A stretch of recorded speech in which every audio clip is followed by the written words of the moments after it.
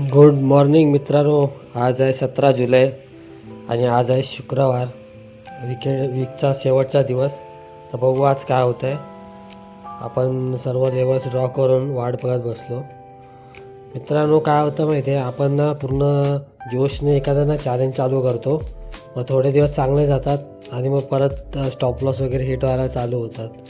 तर आपण ना डिमोटिवेट होऊन जातो की आपण तिथंच सोडून द्यावं असं वाटतं. आता अगोदर मी निफ्टीमध्ये ट्रेड करायचो, तर मग असं वाटतं परत निफ्टीमध्ये शिफ्ट व्हायला पाहिजे. पण 7-8 दिवस फक्त एका स्ट्रॅटर्जीवर ट्रेड करून तुम्हाला रिझल्ट नाही भेटणार, हे मला पण माहिती आहे. पण ते स्टॉप लॉस जेव्हा जातात ना, तेव्हा आपला माइंडसेट पूर्ण चेंज होऊन जातो, प्रेशर येतो आपल्यावर. त्यामुळे मी पण असा विचार करत होतो की निफ्टीमध्ये परत शिफ्ट व्हायचा. मग विचार केला, मग समज जे लावलं आहे 21 डेज हॅबिट चॅलेंज, मी बोललो ते लावून फायदा काय. त्याच्यामुळे मी बोललो नाही, 21 डेज काही झालं तरी मी स्टॉकमध्ये ट्रेडिंग करणार. मला एक्सपिरियन्स घ्यायचा आहे की स्टॉक्समध्ये काय होतं नक्की. निफ्टीमध्ये भरपूर वर्ष एक्सपिरियन्स घेतला आहे निफ्टीमध्ये, पण स्टॉक्समध्ये एक्सपिरियन्स नाही घेतला आहे. मित्रांनो, स्टॉकमध्ये ट्रेडिंग करण्याचं कारण हे आहे की आता आपल्या निर्मला काकी ह्या कधी रूल आणतील काय सांगू नाही शकत. ऑप्शन ट्रेडिंग बंद किंवा मार्जिन देणं बंद, अशा काही गोष्टी होऊ शकतात. आपल्या निर्मला काकू एकदम स्मार्ट आहेत, कोणते पण नियम आणतील. मग तेव्हा आपण काय करणार.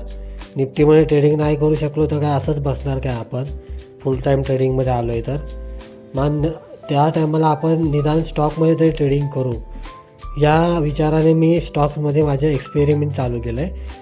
आणि स्टॉप लॉस हिट झाले तरी मला फरक नाही पडत. मी ते 21 डेज कंटिन्यू करणार आणि त्याचा एक्सपिरियन्स घेणार.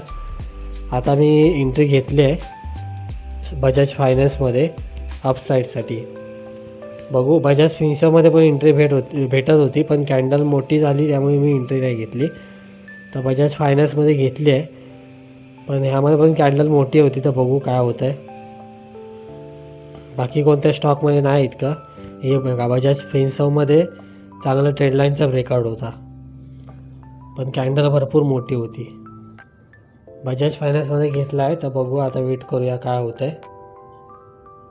आणि मित्रांनो, एकच मोठी कॅन्डल बनली आहे बघा खाली. मला वाटतं आज स्टॉप लॉस घ्यायला लागेल मला. आणि आज 2000चा स्टॉप लॉस आहे आणि 4चा टार्गेट. आणि मित्रांनो बघा, स्टॉप लॉस हिट झाला आहे आपला. आणि 10 वाजताच मी आज माझा रूल तोडला आहे, कारण मी जनरलमध्ये म्हणजे नोट केलं होतं की 10च्या आधी ट्रेड नाही घेणार. आणि मी 10च्या आधी ट्रेड घेतला आणि माझा स्टॉप लॉस गेला. मित्रांनो, रूल फॉलो करणं पण भरपूर गरजेचं आहे. आपण कधी कधी फोमोमध्ये एंट्री घेतो, मिस होईल एंट्री, या हिशोबाने ट्रेड करतो. आता बघा, ह्या एका कॅन्डलने वीकने माझा एल घेतला आणि आता वरती चालला आहे स्टॉक. मित्रांनो, या टायमाला भरपूर वाईट वाटतं की एका वीकने तुमचा एल खाल्ला आणि नंतर टार्गेटच्या दिशेने चालला आहे स्टॉक. हे बघून ना खूप, म्हणजे एल गेला तर इतकं वाईट वाटत नाही, पण असं ह्याने भरपूर वाईट वाटतो. आणि बजाज फिन्सरमध्ये बघा टार्गेट पण भेटला आहे. मित्रांनो, कॅप घातले कारण हेअरकट करून आलो आहे. थोडा हेअरफॉल होत होता त्याच्यामुळे हेअरकट केले. मला असं वाटतं कधी कधी की यूट्यूबवरती सगळे ट्रेडर्स टाकले काय आहेत, कारण ना ट्रेडिंगमध्ये इतका स्ट्रेस आहे ना की स्ट्रेसमुळे ना पण केस गळतात. पण माझे इतके गळत नाहीत, तरी पण मी वर्षातून एकदा केस पूर्ण काढतो. यावर्षी केले नव्हते म्हणून मी आता पूर्ण केस काढलेत. तुम्हाला तर माहिती आहे आपल्यामध्ये तर पूर्ण ब्लेड नाही मारत, त्याच्यामुळे ट्रिम केलेत मी 0. बघू शकता तुम्ही. तर मला खूप जणं बोलतात की तू सारखा इकडे तिकडे उड्या का मारतो आहे इक्विटीमधून निफ्टी. ॲक्च्युली ना मी निफ्टीमध्ये 2 वर्ष ट्रेड केलं आहे. पहिल्यापासून निफ्टीमध्येच ट्रेड करत आलो आहे, त्याच्यामुळे मला सगळं माहिती आहे निफ्टीचा, की कशी मुवमेंट असते, एंट्री एक्झिट, या गोष्टी सगळ्या मला माहिती आहे. पण ना मी स्टॉक ट्रेडिंगमध्ये एक्सपिरियन्स घेतला नव्हता. म्हणजे मध्ये मध्ये करायचो ट्रेडिंग, मग ती कन्सिस्टन्सी नव्हती एका स्ट्रॅटर्जीवर. पण आता मी जे व्हिडिओ टाकतो आहे ते मी कन्सिस्टंट राहण्यासाठी टाकतो आहे. 21 दिवस मला एका स्ट्रॅटर्जीवर इक्विटीमध्ये ट्रेड करायचं आहे स्टॉकमध्ये, की मला नॉलेज भेटेल. आणि मी नंतर परत कधी आलो इक्विटी ट्रेडिंगमध्ये तर पूर्ण म्हणजे कॉन्फिडन्सने घेऊ शकतो ट्रेड.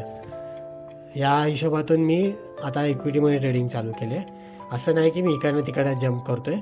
आता 21 दिवस झाल्यानंतर मी परत निफ्टीमध्ये शिफ्ट होणार आहे. तर निफ्टीमध्ये मी प्रॉफिट करत होतो म्हणजे करायचो, तर मी निफ्टीमध्ये शिफ्ट होईल. याचा एक्सपिरियन्स मला नक्की कामाला येईल आणि मी नंतर परत एकदा ही स्ट्रॅटजी मॉडिफाय करून किंवा दुसरी स्ट्रॅटजी घेऊन नक्की स्टॉक ट्रेडिंगमध्ये ट्राय करेन परत एकदा कॅपिटल जमा झाल्यावरती. आता एवढं पण कॅपिटल नाही की दोघांमध्ये ट्रेड करू शकतो, तर मी नक्कीच परत येईन. हे 21 दिवस अजून मला वाटतं 7-8 दिवस बाकी आहेत अजून 21 डेज कंप्लीट होण्यासाठी.